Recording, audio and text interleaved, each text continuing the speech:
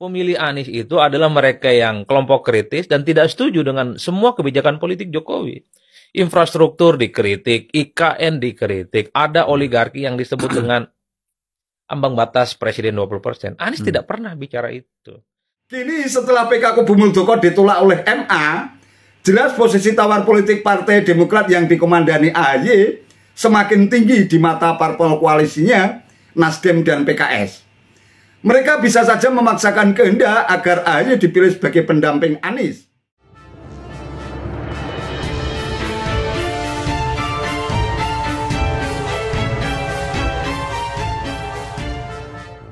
Assalamualaikum warahmatullahi wabarakatuh. Salam sejahtera untuk kita semua, salam budaya. Sahabat-sahabat tercinta sebangsa dan setanah air yang sangat saya hormati, salah satu koalisi parpol pengusung capres-cawapres dalam kontestasi Pilpres 2024 yang dinilai paling ruwet dan bermasalah adalah Koalisi Perubahan yang terdiri dari Partai Nasdem, PKS, dan Partai Demokrat. Pasalnya dengan dukungan total jumlah kursi yang kurus sebanyak 163 kursi dan total suara sekitar 25,03%, koalisi ini rentan tergusur dari ketentuan ambang batas presidensial threshold 20% jumlah kursi DPR atau sebesar 25% jumlah suara jika tidak solid menjaga kekompakan. Satu parpol saja membelot tamatlah riwayat Koalisi Perubahan dan dipastikan Anies Baswedan gagal menuntaskan ambisi besarnya untuk menjadi orang nomor satu di negeri ini. Selama ini para pendukung Anies selalu terprovokasi oleh hembusan isu politik penjegalan yang dilakukan istana. Ex-Wamenkum era SBY Denny Indrayana misalnya dengan amat sengaja melakukan framing jahat bahwa Jokowi telah cawe-cawe dan merestui KSP Muldoko yang ingin mencopet Partai Demokrat melalui peninjauan kembali atau PK ke Mahkamah Agung.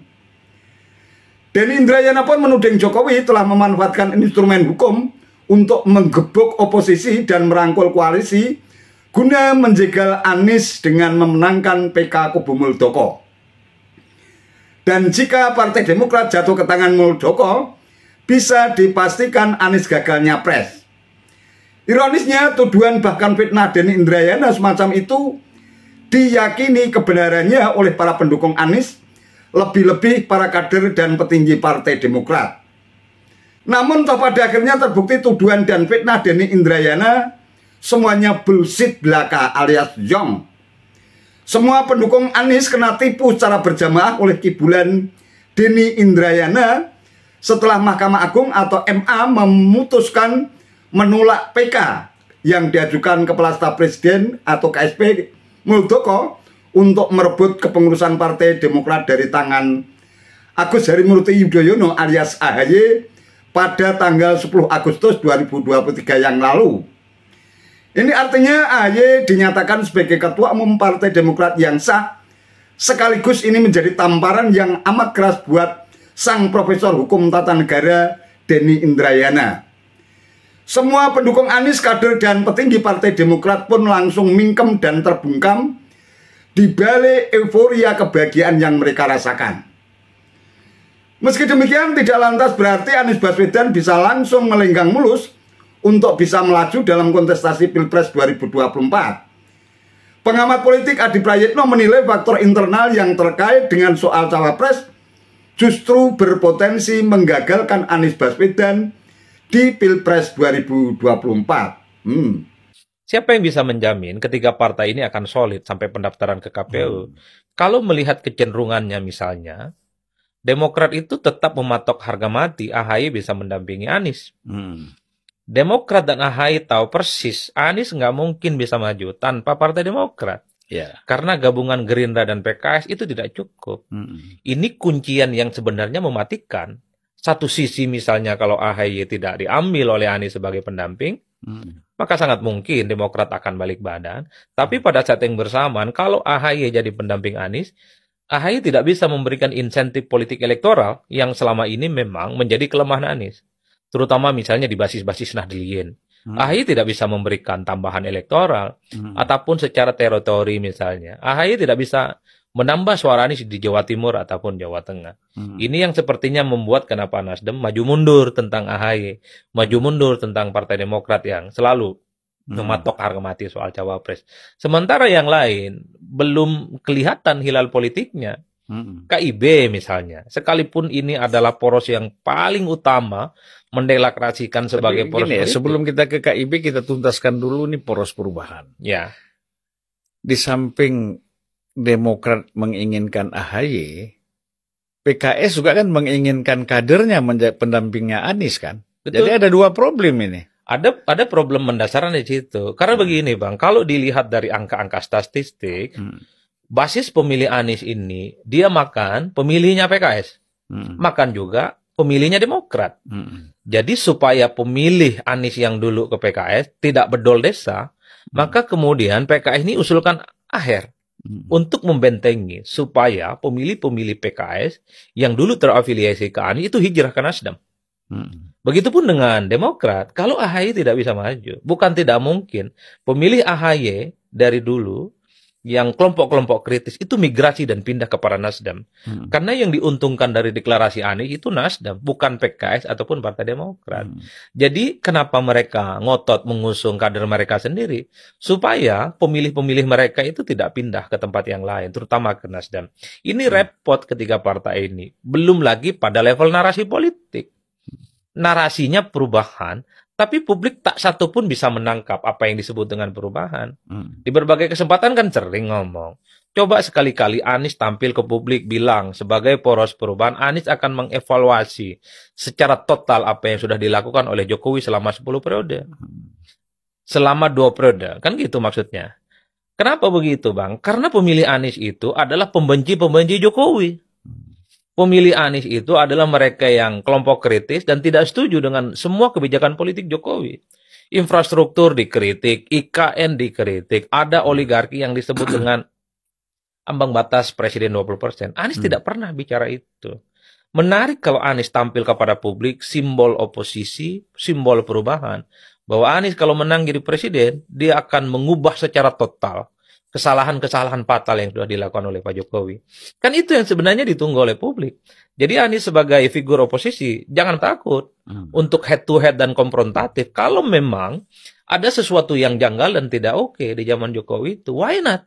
Karena pasar pemilih Anies, kelompok-kelompok yang tidak suka dengan Jokowi. Sekali-kali misalnya melihat Donald Trump kan oke juga, bagaimana dia menyerang Joe Biden.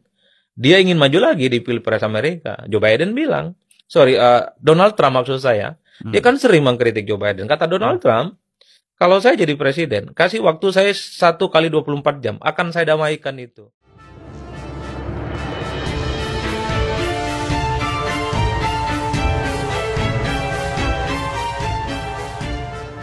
Sahabat-sahabat tercinta bangsa dan setanah air yang sangat saya hormati, pernyataan Adi Prayitno bisa jadi ada benarnya. Jika salah memilih cawapres tentu bisa menjadi bumerang bagi Anies sendiri. Apalagi Anies telah disepakati oleh para parpol pengusung yang diberikan wewenang penuh untuk memilih calon pendampingnya. Dari berbagai informasi yang dilansir banyak media, sejauh ini Partai Demokrat sangat berharap agar ketua umumnya AHY yang dijadikan sebagai pendamping Anies.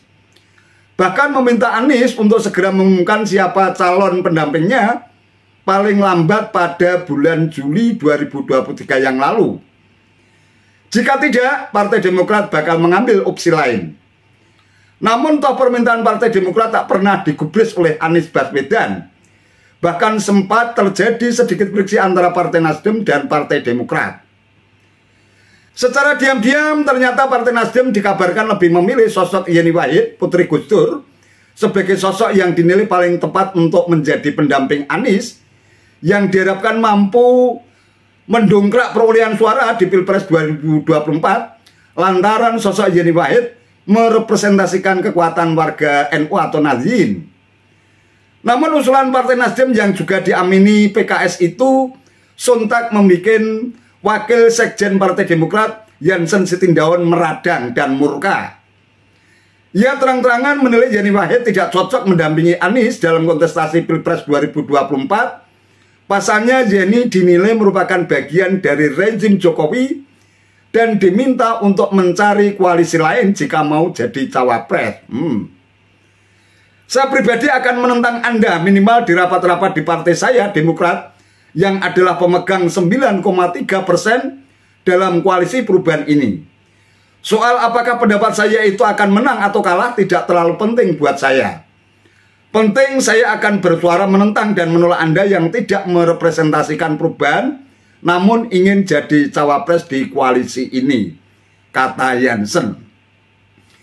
Kini setelah PK Kubu Muldoko ditolak oleh MA, jelas posisi tawar politik Partai Demokrat yang dikomandani AHY semakin tinggi di mata parpol koalisinya, Nasdem dan PKS. Mereka bisa saja memaksakan kehendak agar AHY dipilih sebagai pendamping Anies. Jika tidak, bukan mustahil ultimatum Partai Demokrat yang bakal mengambil opsi lain jika AHY tidak dicawapreskan benar-benar akan terbukti dan mengambil jalan menikung untuk bergabung ke koalisi lain meskipun tidak harus menjadi cawapres. Apalagi elektabilitas Anies dari berbagai lembaga survei selalu stabil di bawah bayang-bayang Ganjar Pranowo dan Prabowo Subianto, bahkan terus mengalami penurunan yang cukup signifikan. Belum lagi soal narasi perubahan yang gencar digembar-gemborkan Anies selama ini sama sekali belum pernah dibeberkan secara tuntas, utuh dan lengkap, sehingga nilai jual politiknya kepada rakyat terus mengalami penurunan. Wallahu a'lam bishawab. Itu saja yang bisa saya sampaikan. Terima kasih atas perhatiannya. Wallahul muwaffiq ila aqwamit thoriq. Wassalamualaikum warahmatullahi wabarakatuh.